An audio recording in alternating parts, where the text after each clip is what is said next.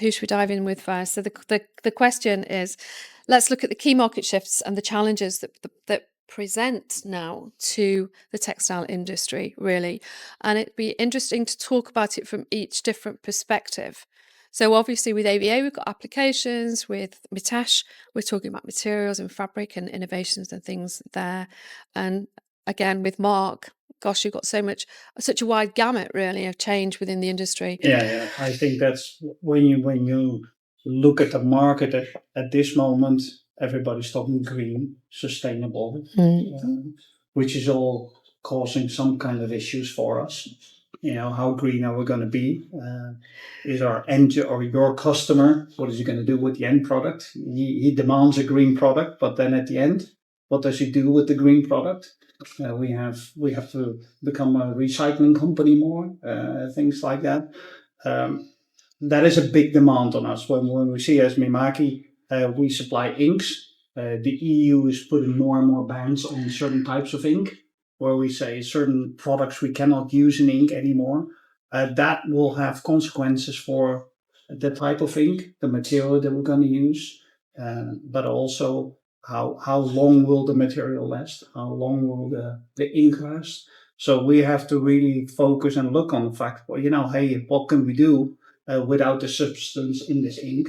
But there's also another demand of we want more speed, we want higher speed. And, speed is always subjective, because one person finds 20 square meters high speed and the other one here is 550 square meters is high speed. So, it's subjective.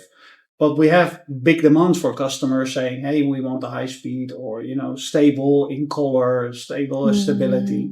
So we're seeing quite a lot of shift, and I think for sure you will see that in the materials also.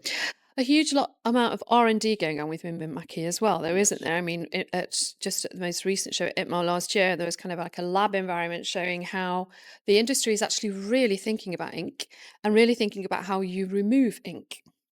Yeah, that was at the other end. So neochromato is one of the things that we call it proof of concept at ITMA last year. So we showed something on polyester with dye sublimation, where we'd actually take the dye sublimation ink out of the polyester, and it will actually completely remove the ink. Your t-shirt is going to be white again, and you could actually reprint again. Now, this was a concept because if you think about it, what about if I have a roll 64 inch at 100 meter that I want to de-ink?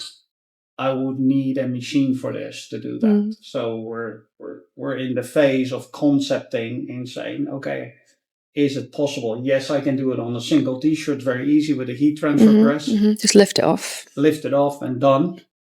And I'm using a sort of chemical. Okay, there we go again. How green is this chemical? Well, reusing the fabric is for sure more sustainable than throwing away the fabric. Yeah. So. Yeah, but every company in the room has to start thinking about that, don't they? Whether they're working in decor, sportswear, or fashion, the net zero, the carbon footprint of your products is all becoming part of legislation in the very, very near future. So it has to be measured. It's almost like we now need kind of carbon accountants, don't we? Really, for the future. There's a whole new job spec arriving there soon for companies, I think. We're at Drupa, one of the biggest show on not so per se on textile, but on print and paper. And you have companies, I've been approached by many companies every day, that they can say, I can give you the carbon footprint for your machines. And that is a whole new industry from companies where they are saying, okay, and you guys probably have to do sooner or later, you have to come up with the CO2 footprint of your product that you're supplying to your customer, which all includes my machine, the Mimaki machine, has a CO2 footprint. Yeah. The material that you're going to use has a CO2 footprint. And it all has to come together at the end where you say, this is the amount of CO2 footprint. Personal opinion, maybe we're going a little bit too far. We have to become more green and sustainable, but it's quite pushy. It is, and you're trying to steer a huge juggernaut, aren't you? Really, and a massive, massive industry, and shoehorn it into all of this litigation with very, very, very little time for the industry to align with that. It's very, very difficult. But I think it's really interesting to hear from Mimaki how much R&D is going on in the background really, in order to sustainability being one of the biggest, and all of the aspects of sustainability, I think, is one of the biggest issues that that all of our industries face, and especially now when the talk on-demand production. To produce on demand, you have to have standardized everything within that supply chain. Otherwise, all you do is you create waste on demand. And I think, that's why it's so key to have all three players here and chat this through. Mitesh, I know you've been doing a massive, and have been for a long time, a massive amount of work on materials, new fibers, new fabrics. Duncan, I think this is a really great moment to pass those samples around, which I just adore. Really. So we've got all sorts of things in here that Mitesh will talk about. All of the things that are coming through. We've got soya, coffee. You've got weaves. You're actually weaving and playing with these things. So could you tell us about the challenges that you face in a day-to-day, and the benefits, new materials? What does the industry need, and what's everyone calling from Premier Digital? So just following on from what Marc has said, I think it's fair to say that everybody in the supply chain has to have some kind of contribution towards sustainability. From our point of view as a fabric supplier, we're not manufacturing the fabric ourselves, but we're innovating and looking at new fibers, new techniques, and also changing our product range so there's more and more eco and sustainable fabrics in there. Yeah. That goes from organic cottons, recycled polyesters. Those types of products are now more. Well, that's what we all had, isn't it? 4 or 5 years ago, we basically had rPET, polyester, and recycled organic kind of hybrid cotton. That was it. Fast forward 2 years and look what we've got in the room in little plastic bags. It's incredible, the speed of fiber innovation, really. We're also going a bit beyond that. Yeah. So the mills that we work with, we have long-standing relationships with. We call them partner mills. We have vested interest in them. We do a lot of R&D and development work with them. So it's also about the mills themselves and how they're producing the fabrics. So 2 of our partner mills that we work with have zero discharge facility. So it's not just about the end product that they're producing, but it's also what they're doing with their waste material. Okay, so I was fortunate back in 2018 to go and visit one of these mills in India and saw it firsthand. And what they were doing was recycling all their effluent. So basically, they were separating water out from the sediments and recycling the water and reusing it again. Yeah. So I know there's been a lot of controversy about how much water goes into producing a cotton fabric, but even if the mills are actively pushing more towards their role in sustainability, that also has a good backstory about the products. Absolutely. Nobody questions how much water is in a beef burger. No. Do they? No. Really, it's an analogy, but it's true. There are so many things that we just consume on a day-to-day basis. And sometimes the media and the marketing, they focus on a certain thing, don't they, about textile within the textile area. It's very important. So we've chosen to work with the partner mills that can back up all of this as well. Everything that we're buying, we can safeguard with certification, accreditations. The industry are now demanding this.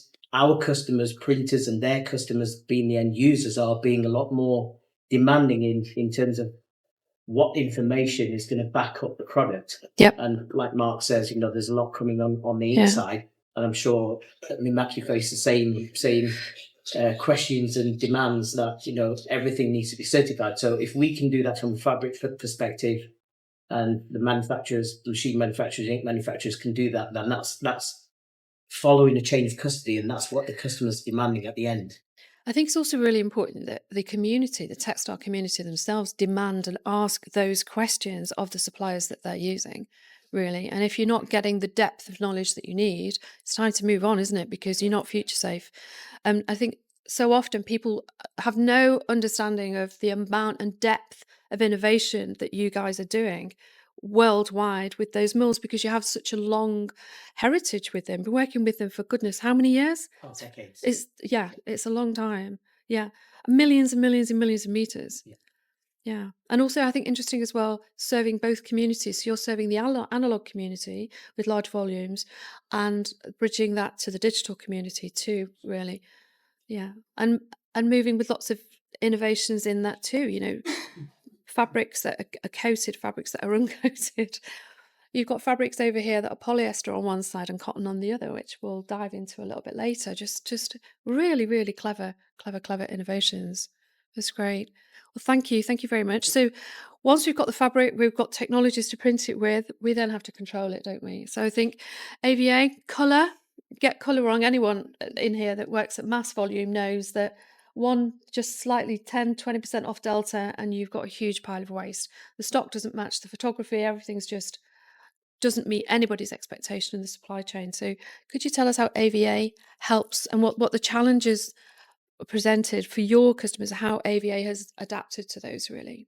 Yeah, so anybody that's used AVA will know that we do colour management. So we have device profiles, we calibrate the monitors, we calibrate the printers per substrate as well. So we can aid the sustainability that customers are calling for, because what we'll do is we'll profile, we'll make an ICC profile for a specific substrate, and that profile is then displayed on the screen. So when you're colouring your design, the colour that you see on the screen is going to come out of the printer accurately. So you're not doing, 10, 20 strike-offs to hit the colour that you actually tried to pick. So, another thing as well that, we specialise in is colour separations. So that, this design, for example, it's not just an image, it's not a CMYK image, it's been separated into spot colours. So I can say, okay, this area here, I want it to be this specific blue. And things like that. So we're always developing tools to help control the colours, which in turn then helps customers like yourselves to be more green and save time as well. You don't want to be spending hours trying to hit the right No, colours. you don't. And I suppose with the growth of e-commerce and everything, presentation has become really important. Yeah. Really important for the industry. Talking about on-demand print, we have some customers who'll put some colours on the screen so that their customers can then go and pick a design and colour it just by going on the internet and picking the colours. But you want to make sure that those colours are going to come out of the printer accurately, because that customer's just seeing that design on the screen. And then, if it comes out from the printer differently than it is on the screen, then, that you're going to have to reprint it, aren't you? So, or return it. Yeah, and visualization as well. So, mapping is a big thing at the moment. Getting your design, putting it on a bedding or on a wall or on a skirt or something, so that you can visualize how that's going to look before you even go to production. And then you can gauge how much of it you need to print as well. How popular is this design? So it's incredible, I think, what's happened in the design studio as well. If you look at the role of a designer 15, 20 years ago, very much on the drawing board, you might be using software and you might be using technology, but you wouldn't be interacting with production at the level that we interact as design. It interacts with production now, setting ICC profiles, setting coloured management. All of that would have been another department, wouldn't it? Roll the clock back. In some companies, it probably still is. But rolling the clock back, that would have been an analog manual function. Now it's a digital function. So again, all part of the workflow, building continually that workflow as we move forward. Very interesting. Okay. Anybody any questions on that first question or anything to add for now? We can come back, skip to these at the end. Yeah. Okay, that's great. Right, let's talk about seamless manufacturing and the latest innovations. Okay, and dive in there for both software and material. So again, I think we're really interested to start with Marc. Could you tell us, from Mimaki's perspective, if you were to roll back on technology, how is technology the what you can't see in these machines? How much has that changed just in the last few years? Well, I think basically you have on the printer nowadays, you have so much more controls involved. One of the things is, the nozzles failing. Very, very popular in printers. If you don't clean them enough, they fail. As a print operator, you start run. If you don't check your printer, you might miss out on a piece of fabric. You have some color missing. So technology has made it possible to do, for example, in Mimaki printers, do an automatic nozzle check. So if it fails, the printer will start to clean and continue to print. Well, especially for those people that are running overnight, want to produce overnight, that is vital. You don't want to come in the morning saying, okay, hey, I would actually have to reprint right now. So there's all kinds of features and development in hardware possible. Not only Mimaki, you see that on a lot of brands. Across the they board, build in things Yeah. for production to support the technology and support the product in a way that we have a decent product that you can use right away. It's interesting because AI, everyone talks about AI, but there's so much AI everywhere already. We're just not aware of it. We just don't talk about it. Yeah. No, I think that is becoming more and more. You know, we have a simple AI tool that we use for translation. You know, as Mimaki being a Japanese company, we have to translate quite a lot. It's all driven by AI now. Right now, we just educate the AI tool, and the next time it will use the same sentences and things like that for translation. You know, you have AVI, and you have to do different languages. For the SDKs and things. It's very simple to do it, Ryan. Nowadays, you put up a question at ChatGPT, and it will come back with something. And we were talking about that yesterday. Yeah, we were. Yeah, we did dive into that. We still have to do fact checking. Yeah. If the content, but it is so easy to create a piece of content for you, and I think that is going to help technology everywhere. I think the kind of drop on that word actually easy, and I think when you look at the industry as a whole, simplifying the whole supply chain, the whole nuances of the workflow of the supply chain, I would say is absolutely key.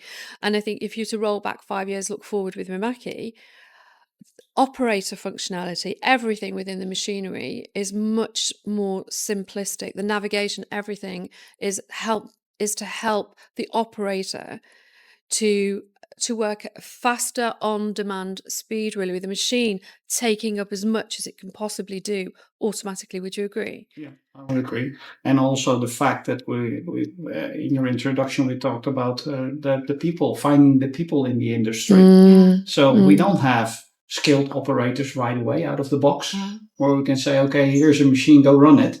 So the more simple the machine is, the more simple the software is in front, the more easy it is to work with, the more easier it is to get these people to work right away. And I think that helps on all levels of where we're doing the job, whether it's the software or the hardware of the printer or the software that drives the printer. How easy is how. Anybody in the room that's done profiling, I mean, just look at how that's changed. I mean, my goodness, it used to take days feeding in every single little box over and over and over and over again to build all the profiles. And now you've got, robotic spectrophotometers scanning around. Just leave it to it. Just let it go. It'll do it all on its own. It'll do it a few times, but it'll also connect with the machine. Yeah, and then look at the fact how many people are still not profiling. Oh, that's the Wild West. That are not doing anything on their color input, color output. They just use whatever is available. I come across that all the time. It really is the Wild West out there. And you just think, well, how can you not be controlling color? How can not every Monday or depending on how much you're printing, how can you not have standards in place to check the functionality of those machines? I think it comes to the fact when you talk about branding and you have to print certain colors, then you have to start doing your profiling. If you do a one-off and it is a little bit red, who cares? Your customer accepts that this is the red that he's going to get. No profiling involved or basic profile. But for sure, if you're going to do that certain branding of certain colors, you cannot do it without profiling. No. Perhaps this is a good point to bring Mitesh in, actually, because, one of the issues of the past was very much towards batching, really, between batches, between fabrics, having to profile all of those things. The technology now must have really helped. And also, how do you combat that for the industry as well? I think this is a slightly different question for us because we're not in a mechanical that's right. space. We're providing a product that's going on the machines and being printed with software that customers are essentially going to profile first. So from a fabric perspective, we have to maintain continuity. So that's really important. So finishers that we work with will have modern kits which will actually measure the differences between each batch. So it's very important for us to produce batch continuity. We have measures in place. Our QC department will have measures in place to check all of this. Yep. Okay. From a print perspective, we're not printers, but we have to have a certain degree of knowledge of printers and the processes so we can help the customers. Yeah. Okay. So For it to become seamless for the customer, they have to also be able to run our fabrics on their machines, be able to profile if they are profiling, but also understand how the fabric is going to run through the machine. And we have to have that knowledge to share with the customers for it to become seamless for the customer rather than seamless for us. Yeah, it's just this knowledge share, this circle of knowledge, isn't it, that has to move around, really. It's almost like, we could talking about it before, it's a bit like a relay race in the supply chain, isn't it? But we used to pass on bad patterns in the past, and then once it had gone, it was somebody else's problem, it was somebody else's mountain. But I think now, at every single point of production, you have to pass on the perfect product wherever you are sat. And if you don't do that, you just create waste, and you're just creating on-demand chaos, basically. Yeah, I think if we tick all the boxes when it comes to continuity, then that's reducing the amount of reprints, wastage. It will bring down rejection levels at customers. It's a textile product, so textile products, there are going to be imperfections, there are going to be certain things within the fabric that's going to cause issues. That's the misconception of textiles, isn't it? Everyone in the room understands that, because we all work in textiles. But from the outside in, people look at the textiles and space and think, oh, I can jump in there. That's, I can, as an entrepreneur, I can get into that space. But there's quite a sharp learning curve in the textile space, which by sharing knowledge, we can shortcut, really. Correct, yeah. Yeah, definitely. Natalie, could you add into that conversation, really? Yeah, I think in terms of talking about, on-demand digital print, and we're talking about, that red, if someone's doing a one-off print and they want 2 meters of it, and it's okay if that red's a bit, it doesn't really matter. But they might come back in 2 months' time and go, actually, can I have 200 meters of it? That's right. Yeah. So profiling and being able to back match to that colour is really important. Which is where your profiling comes in. And knowing your limitations and being able to collaborate like this, knowing your suppliers, knowing the limitation of that fabric and how that ink's going to print on that fabric, and it's all really important. I think one of the things that doesn't get discussed a lot either is parallel sourcing, because quite a number of customers will maybe trial designs, trial patterns UK onshore or even in Europe, but once it shifts to a certain meterage, they will send it out to the Far East. And you've then got patterns that are designed for digital that have to be crafted into analog and become screens at high resolution. And the other way around too, really, utilizing technology to make that process seamless, so that you might be a company that's sampling using digital technologies, but you're going to go offshore for meterage. AVA does a lot of work there, doesn't it, to make that fine tune color in that space, because in a digital space you've got 16.7 million colors, and it makes no difference how fast the machine prints. Okay, honing that down quite often to 8, max 10 these days, really. Takes some skill. Yeah, so with AVA, even in terms of like your digital printers, if you've got a small digital printer and then you want to do production on a bigger digital printer, knowing the limitations, one might have slightly different inks to the other one. So, they might do digital samples on a smaller scale, and then they'll know then the limitations, they'll know what the colour's going to be like, and then, put it in production onto a bigger machine. But yeah, we also have PCM, which is production colour management, so that you can try and match your digital samples to your production, which is like doing a fingerprint of your analogue printing. Really, it's like making a profile for analog. In reverse. Yeah, so important, really, as we gradually build that gap, which is quite a good point, Marc, to bring in those statistics we were talking about yesterday. Yeah. Could you share us a few really interesting stats about the industry and where we actually are? Yeah. It was more, we had the figures of, okay, how much are we actually printing digital? Because we're all in this digital world, and we think, that's a big percentage, 10%. 2022 was 8.9%. That is what we're producing digitally.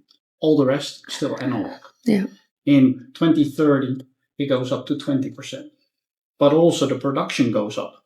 Yeah. So it's still equally. So there's still a big chunk of that is still produced in an analog way. And of course, when we talk about high production, high runs, that is mostly done in analog way. Digital is a good replacer, but for really high productions, people would still go to analog. Yeah.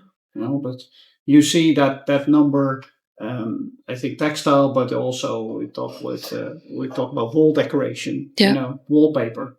A lot of people think, nowadays that's all digital because all the amount that I can choose, there's still a lot of analog, which probably is also causing some kind of problems, being analog going to digital, color-wise, things like that. Can we still do the same colors? Can we produce less of this roll? Instead of 100 rolls, we only want to have 2 rolls, but it has to be the same color.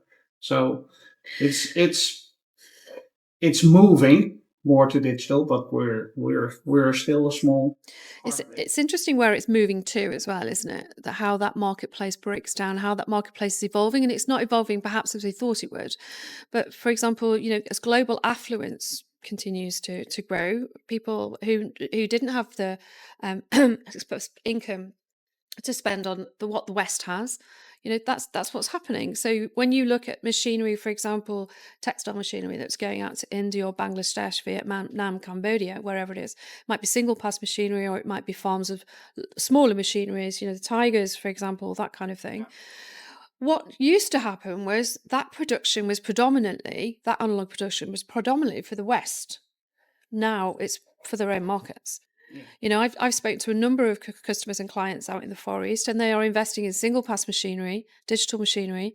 And I'll say, oh, great. And, how much of that is going to come back to the West? Are you doing that for this reason or for that reason? No, it's for their own markets. Well, I think you see customers looking at different technologies, and they choose a technology that fits for their product. Yep. We used to have maybe only one brand inside your shop, one brand printer, because that was doing the job. But now we think customers like you are more selecting, okay, what type of application do I need to run, and which printer, which brand, either a Mimaki or anything else, would fit my needs to produce this kind of materials that I need to do. And to give you that pivot as well, that efficiency, it's quite interesting what happened during lockdown, really. If you look at a lot of the print companies, just taking the UK as a sample, really, the ones that were successful here were the ones who already had digital technologies and they could pivot at speed. It's all about on-demand manufacturing, regardless of scale, is about agility and efficiency, isn't it? It doesn't matter whether you're producing 500 meters a week in your factory or 5,000, 500,000. It's all about agility and being as efficient and sustainable as possible. Yeah, well, that comes back to the first part, the sustainable. Exactly, where people say, okay, how green am I going to produce? But I think overall, the whole of Europe in COVID time supplies were not there because they were coming from the Far East. We probably have the same issues. Our printers are built in Japan, Asia. So we had the same issue of getting printers. So we had to look at customers to be more flexible in a way that they could still run their business. Look at all the stickers, labels that were produced in COVID time. There were a lot of companies they had their best years ever. Yeah, they did. Just because of that. Yeah, absolutely. Yeah. Coming back into the question, Mitesh, one of the things on innovations linking direct to materials as well, which I think is really important. Speaking about different machines and different inks and different technologies, that leads into the space of pigment in seamless as well. And we're going to talk a little bit more about Trappist later. Mitesh, you've also got, fabrics over there. The one that sticks in my mind all of the time is the one on the far right. I can't remember the name. Is it called? Misa, I nearly got it. Which is polyester on one side and cotton on the other. It's that kind of hybrid, exactly. Mary's face, like, how can you do that? But it's that kind of hybrid innovation that the industry is now demanding. Because if you have technology wherever you are, you could print that with pigment on one side, or you can print it with dye sub on the other. I mean, you might duplex print it, undoubtful, but it just gives you that functionality within your print space to pivot, really. Yeah, there are products like the Misa in our range. It's not a new technology. We had a product about 3-4 years ago, much heavier fabric, which was essentially the same. It was polyester on one side, cotton on the reverse. And it's not a bonded fabric. It's woven in such a way that you've got polyester threads on one and cotton on the reverse. The idea behind it was that you've got a side that you can sublimate onto and get a very bright, vibrant print. And if it's going to go in for garment end use, then you've got cotton feel against your skin. the fabric weight we got wrong initially. And that's where MESA came into it. So we have a small number of fashion fabrics in our range, predominantly very lightweight, up to about 100 GSM. So what we wanted to do was have a top fashion weight fabric, 150 GSM, and that's where this product came into it. Yeah. Okay, and it's become a very, very popular product for us. I can imagine, yeah. It opens up so many different applications, doesn't it? Correct, yeah. So it's ticked all the boxes for what we needed to do. So we've got a really good print side, and then the cotton feel on the back. But like you say, you can actually print on the reverse side. We have done test prints by pre-treating it, pigment printing it. So it is a dual purpose fabric. So what we're trying to do is we have what would say a standard range, but there are a number of products where they will have a dual purpose. Yeah. Even fabrics, one fabric which will have two different sides, printable sides with two different textures on each side. Yeah. Yeah. It's nothing stays the same, doesn't it? No. Although for many, many years we just printed on poplin and Panama. Didn't we, in Jersey? And now we have all of these new things coming through, and this is a bigger conversation for another day. But you've also got lots of different biomaterials with catalysts and a million one different things. And then, how is ink going to sit on coffee? How is on those new hybrid fabrics? There's a whole new testing platform out there, which I'm sure will all have challenges and find the benefits of those in the future too. We Yeah, like so to much.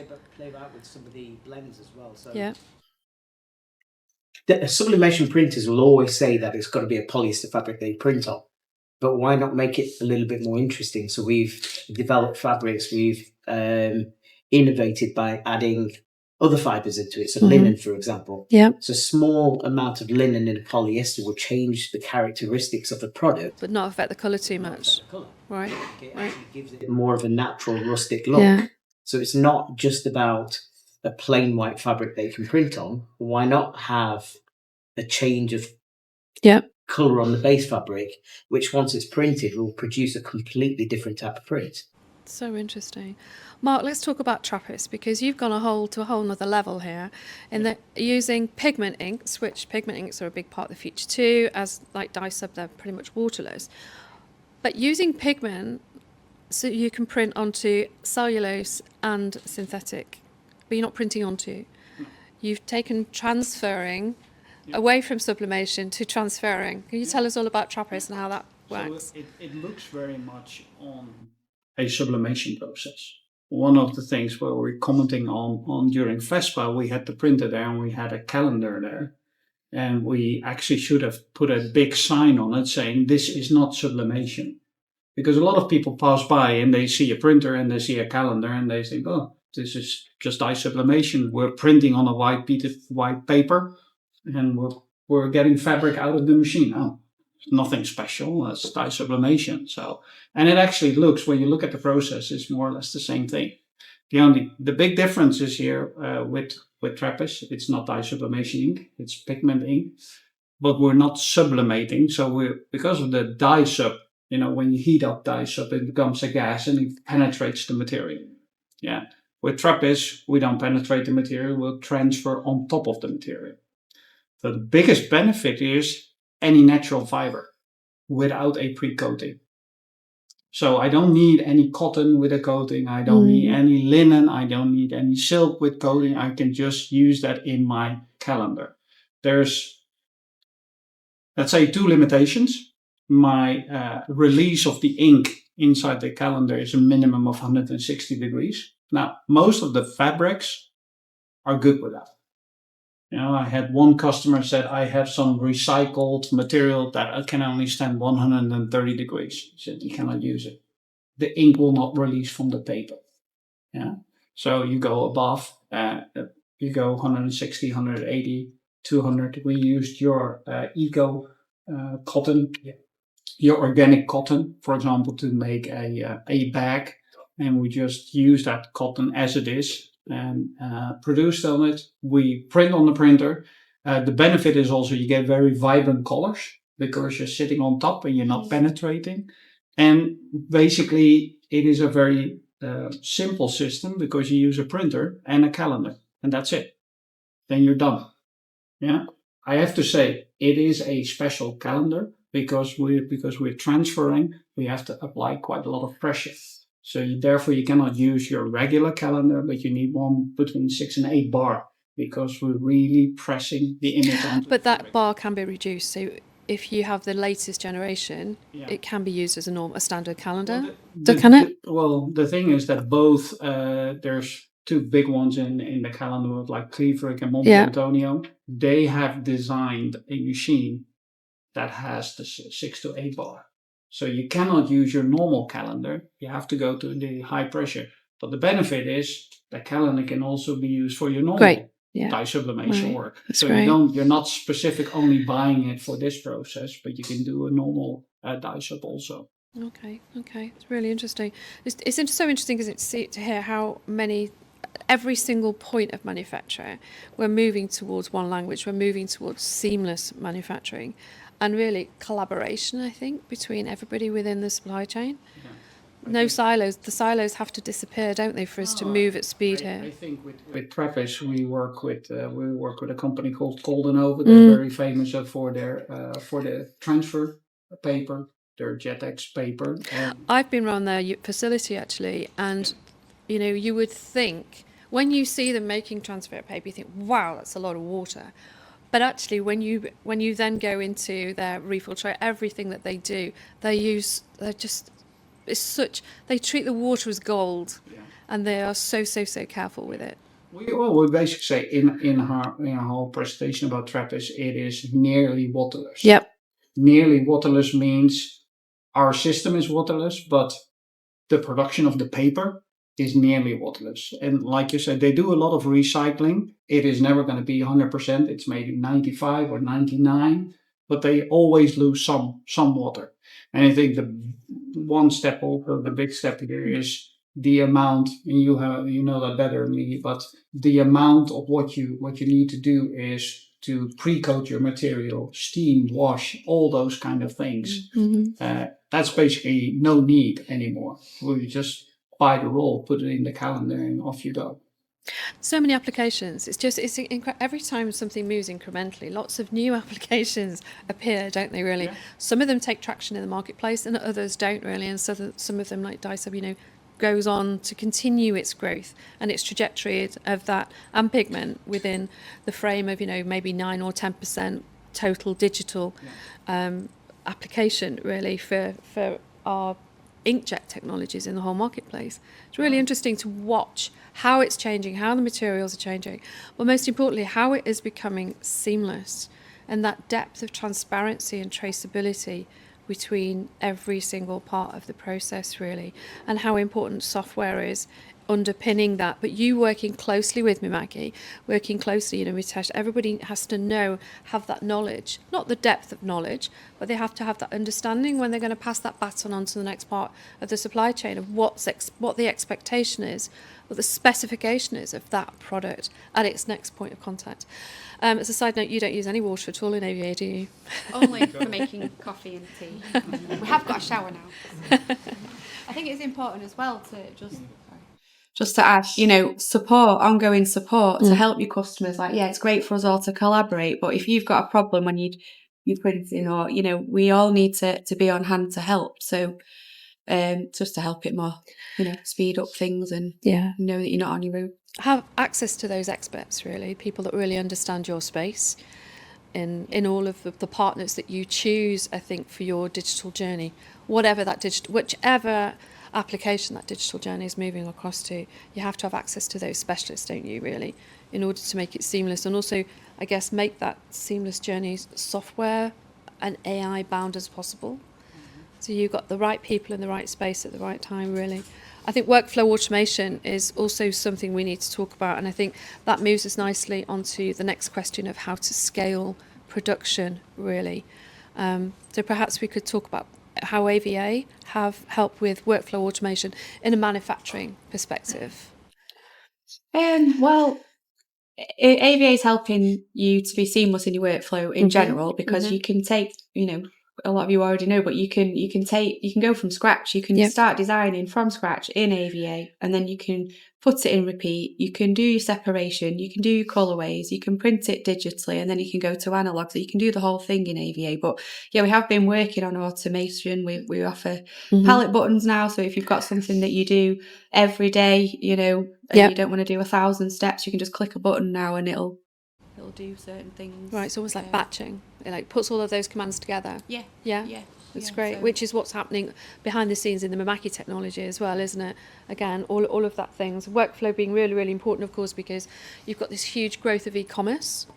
And we looked at this before, you know, the e-commerce space grew, I think, I can't remember, 10 years growth during lockdown. It was absolutely insane and it hasn't dropped, it just continues its ascent. We've just fast forwarded. And, you know, this is a big issue, I suppose, for you guys as well. You know, when you're selling mail order as well, people are looking at things online. You have to meet that expectation. I was talking to somebody the other day, you know, the digital twin didn't exist 2 or 3 years ago. Now we have to create that digital twin of that product, whether it is a sportswear garment like the one that we've created next to Mitesh's friend here on the right, created by the team here at Mimaki for sportswear. Very, very important, yeah, that we move forward with sustainable technologies. Yeah. All right, that's great. Any other comments on scaling production, Marc? Well, I think especially with software, it's very important if you have a printer fleet that is mixed. Yeah. You know, because if you all run Mimaki printers, basically, you know, you have our software and you can run with it and you have your profiles and things like that. But what happens if you have another party in it, another company, and, you know, you have an Epson, you have an HP, or maybe even a different technology? And I think that's where the software comes very much in place to control the whole workflow and say, okay, the color that I'm producing with this and this particular customer wants it on latex, but they also wants it on textile from Mimaki. How am I able to match these colors in the right way? Textile, you know, sometimes your coating or whatever is slightly off. You know, it's not so white. You get it a little bit more yellowish. Well, your colors that we print are going to react on it. They might look a little bit darker, they might look a little bit lighter. So you have to calibrate things, you have to linearize things. One brand is easy, you use the same software. But what about the multi-brand? And I think that's where the workflow comes in place. Even 2 printers that are the same are going to have limitations and differences. We've seen that often. So. No, you're right, because if we build a printer, it's between a spec between 0 and 5. And they're all inside the same specs. But then if you look at it, the color might be slightly different. But they all have personalities, don't they? They have different. They age. Yeah. We have customers that name their printers. Yeah, we did. In the nursery, yeah. Which is great, really, because they are such an important part of the system, aren't they? Most definitely. That's great. Okay, cool. Let's move on. We're slightly over time. Are we okay? We're okay? We're all right, fine. Anybody want to add anything else then about how scaling production is so important from that e-com all the way through really full? I think from my perspective as well, I'd like to kind of add in the whole nuance of companies like perhaps, you know, companies like Gelato, companies who are empowering the print community with software that enables all of the print hubs worldwide. So you're connecting the field. You've got lots and lots of printers out there producing different products for different markets. But when we talk about nearshore and onshore production, we kind of think about it, we're doing that yourself. Why do it yourself? Why not we just become much, much more collaborative and much more organised about it? And, you know, using software again, which is what Gelato is, you basically, you know, 85% of their products in 2022 were printed close proximity to production. They were printed as close as possible from origin to consumer, rather than printing them in the UK or here, there, and everywhere, and then sending them, coming back to the carbon issue again, really.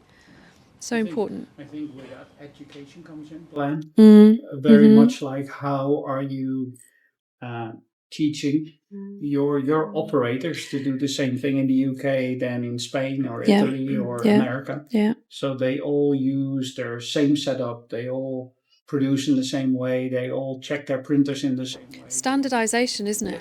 Yeah, without that, it's not going to work. the whole supply chain, everything falls down. If you don't choose the right partners across all of this, partners that you can trust, I think trust, traceability and transparency are probably the biggest three keywords, really, aren't they, of the next decade, really. If a customer or your client, your supplier won't share that information, they haven't got the back office, or they're not, preparing for the future like you guys have been doing, Mitesh, for how long have you been doing that? Just from the transparency side of things, that's all going to be there for your customers whenever they're ready to pull that information and to work on their carbon footprints. It's going to be there. For us, when you have a global customer base who are using different machines, different platforms, we have to ensure that our fabrics are universally accepted. We know that there's different machinery, different inks.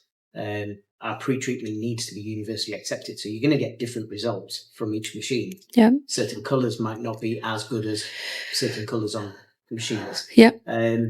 We prefer to do our own testing in real life situations with our customers and see firsthand rather than being subjective. So over many years, we've done lots and lots of R&D and testing on different machines. From all over, different ink sets, and built up a database. So we know that we can help the customers when they've got issues, and it may be fabric related, it may be software, it may be machine, but as you say, collaboratively, somebody could assist the customer. The end result is what the customer wants off the machine. Okay, so between us, we've got to be able to assist and guide the customer. Yeah, exactly. Yeah, and grow the industry. Yeah, and try and bring, as we were talking about earlier, bring the next generation in. To learn all of this and pass all of this knowledge on, really. It's so important. Last question, preparing for the future beyond 2024. And this is an open question to everyone that's sat in the room as well. What are customers asking for, and how should the textile industry adapt for the years ahead, really? What if you had to summarise, what would you say, Mitesh? Data. Yeah. Data is the new gold. Data behind each product, yes. Yeah. We've seen that over the last couple of years. There's more and more demand for customers and the end users asking for data to back up the product, whether that be accreditation, certification. So for the last couple of years, Ellen, my colleague, has been working. Not seen her for a couple of years. Where's she been? Has she been doing in the back office, putting together a database? The more information that we can give the customers, right from country of origin, commodity codes, accreditation, certifications, testing criteria. Our printer customers are well versed to engage with their customers and give them the data that we want. Again, we call it chain of custody. So if that can be passed down from ourselves to the printers down to their customers, the end users, probably a brand at the end of it. Okay, then that gives more validation to that product itself. So it's not just about a product that we're selling, it's the information behind it now. Yeah, it's that input and output and allowing the designer and the product designer right at the very beginning to create in a circular format, really, having access to all of that knowledge and understanding that knowledge, which again comes back to education and how important it is that the textile industry opens itself up as well and allows the academic sector into the industry so they can learn all of these. You're never going to learn all of it in an hour, 2 hour day visit or whatever. But the nuances of production, the back office, those years of heritage that you guys have, that everybody in the room has, really, we do need to pass that on. It's the same. Knowledge share.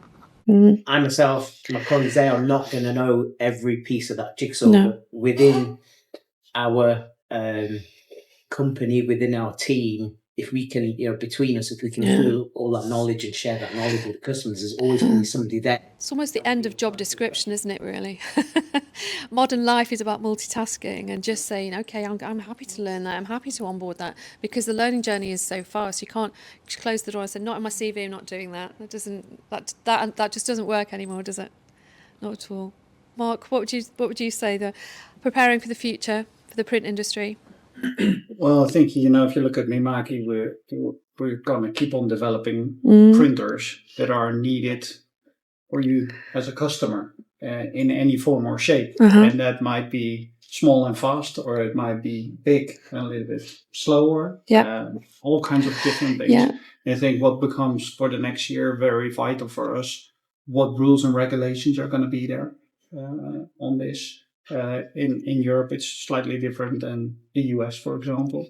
Every continent's completely different. US, Yeah, they so don't really care so much. We were talking about that, but bio-organic, I don't care. Give me something that is cheaper, which is completely different in Europe. Well, some parts of Europe are the same. They don't care. Eastern side are a little bit less there. But I think we have to look at that kind of product, that kind of applications. For us as Mimaki, the thing is we're building printers, but the most important is the application that we show. yes. Because the application sells our product. If you see as a customer something really nice and you're interested, and this technology that comes to a Mimaki printer, that's what we basically need to do. Because by itself, the printer you might find it that looks nice, but that doesn't sell a printer. The printer sells because what it does and what it serves you. So I think especially development on sublimation, but also on pigment, trapeze, but also DTF, the direct to film, is a huge industry. Oh, it's huge. I mean, that's the success that you've had with the D2F just in the last year. Yeah. 2 new machines and a really seriously disrupting garment decoration, and not just garment decoration for what we would all thought t-shirts, really, for promotional workwear, for shoes, for sportswear, for bags, for just so many applications really for D2F. And I think especially direct to film. Yeah, when you look at direct to film, the investment that people have to do is rather low. So even you could start from your home and start a small company and start with DTF, which is really an approach that a lot of people have onboarded and says, we're going to do that. And I think what our benefit is, we had a lot of the Chinese manufacturers in here. A lot of customers were complaining about the fact about stability of these kind of printers, and there is now a brand A available that they can have with a dealer backup channel. It's trust again, isn't it? Yeah, It just comes it back is. to trust. Definitely. Yeah, that's great. Natalie, AVA's vision for the future. Our vision for the future. Carry on doing what you do so well. Continued support, being able to give the customers what they want. When a customer says, there's a new printer on the market, how does this work with the inks, and how are the colours going to be? It's knowing that we can interface with it. It's knowing what the results are going to be like, and it's knowing that any problems that do come up, we can help resolve. So we're just going to carry on doing what we do. But just to come back to education as well, and on-demand digital.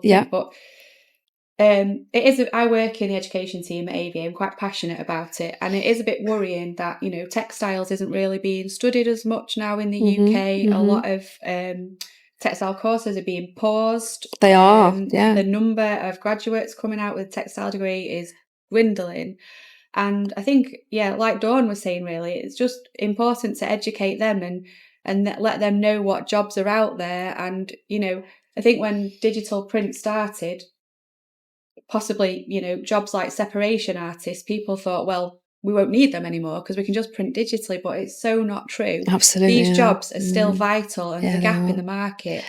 Yeah. And I don't think that design graduates necessarily know that those jobs are out there and that they could be a digital print operator or a colourist. Yeah, exactly. Yeah. So for me, personally, working at AVA, it's really important to get in at the grassroots and help educate. And such an exciting industry, though, isn't it? I mean, the skill involved, you go back to coder tracing and colour separation artists and stuff, the skill, a computer, a printer, whatever it is, wherever we are, is just a tool.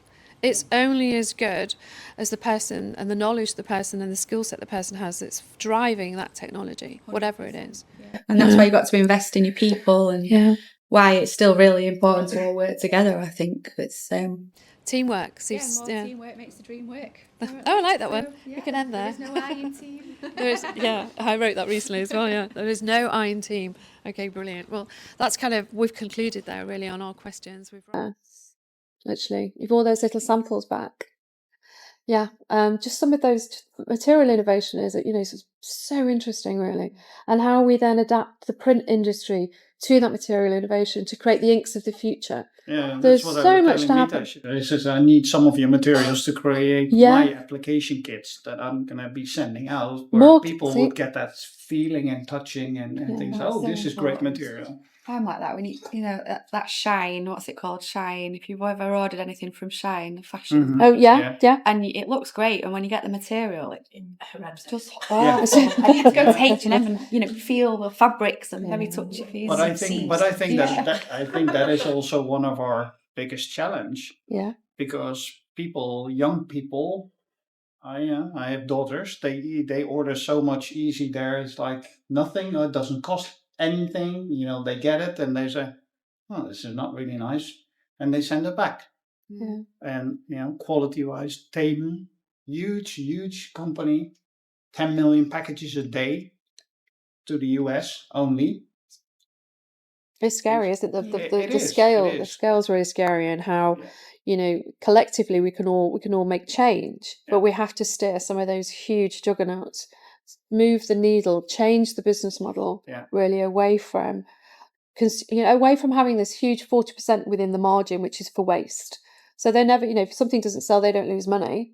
They've got 40% in it already to put it towards all of that. So it makes no sense. We have to work more collaboratively, I believe, across the entire supply chain, because we were talking about before who's taking the bullet here, and I think on sustainability, so often it's the manufacturer, and historically has always been the manufacturer that takes the bullet whenever a market swings.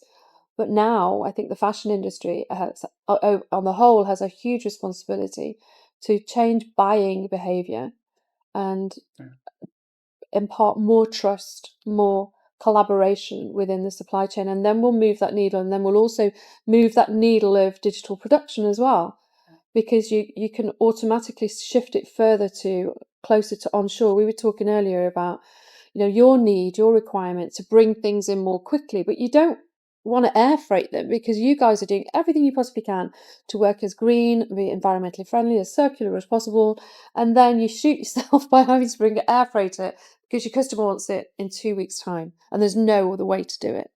You have to have a core hub, I think, of people and companies that will spring up smart hubs across Europe and throughout the UK, or as other companies here have done, bring print home, get vertical, get closer to your customer, and bring really strong brands. I mean, the two great brands in the room here today, to survive over 100 years or even 68 years is a huge achievement in volatile. If you think about the textile industry, and wow, what's happened to the textile industry just in the UK in the last 20 years, it's an incredible accomplishment to pivot your brand and to remain innovative and to keep close to your consumer and grow is a huge achievement. It really is.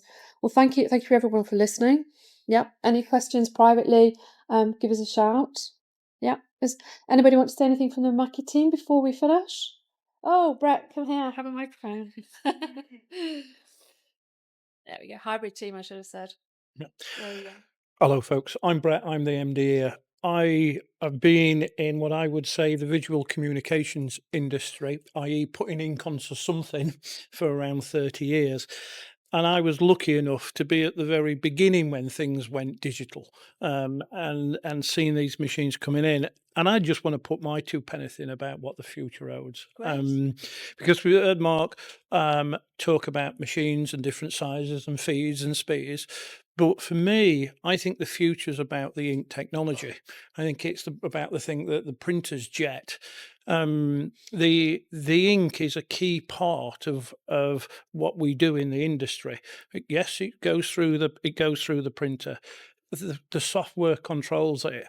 And it lands onto the fabric. But actually, we not talked about the ink during this conversation. And the ink's key, and the different of ink technologies, whether it's pigment, whether it's reactive, whether it's acid, whatever it may be.